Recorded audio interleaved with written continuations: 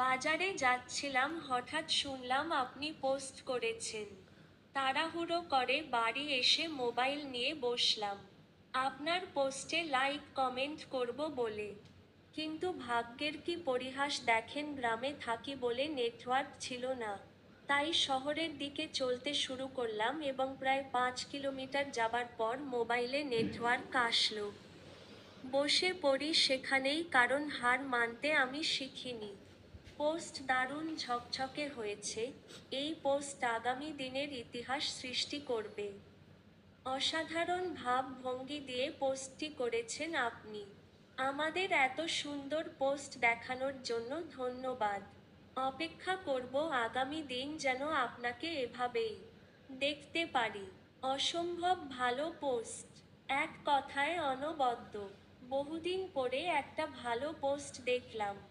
একবিংশ শতাব্দীতে এ ধরনের ছবি আর আগে আসেনি। অনবদ্য এবং অসাধারণ।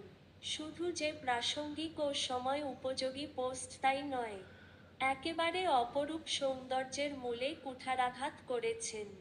তৃতীয় বিশ্বের একটি উন্নয়নশীল দেশ হিসাবে আমরা যখন সাম্রাজ্যবাদীদের চোখ রাঙানো আর আমলাতান্ত্রিক জটিলতার শিকার হয়ে ক্রমশ এগিয়ে যাচ্ছি একটি অনিশ্চিত ভবিষ্যতের দিকে, ঠিক তখনই, ঠিক সেই মুহূর্তে দাঁড়িয়ে আপনার এই পোস্টের মাঝে আমি খুঁজে পাচ্ছি অন্ধকার ঠেলে সামনে এগিয়ে যাওয়ার একটি সম্ভাবনা। আর বিদেশি বেনিয়াদের কাছে বুদ্ধিবৃত্তিক দাসত্ব গ্রহণ করার বিপক্ষে একটি সূক্ষ্ম বার্তা।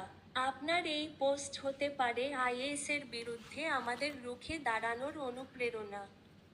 হতে পারে 2026 বিশ্বকাপ জেতার অনুপ্রেরণা। এই পোস্ট হতে পারে 2050 সালের নতুন লাইলি মজনুর প্রেমের কারণ। আপনার এই পোস্ট হতে পারে বাংলাদেশের প্রথম অস্কার বিজয়ী ছবির অনুপ্রেরণা।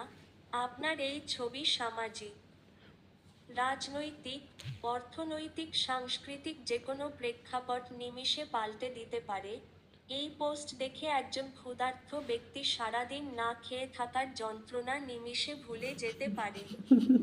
সৌন্দর্য দেখার জন্য খুব বেশি দূরে যাওয়ার যে প্রয়োজন নেই তা আপনার পোস্ট দেখে আমি অনুধাবন করলাম।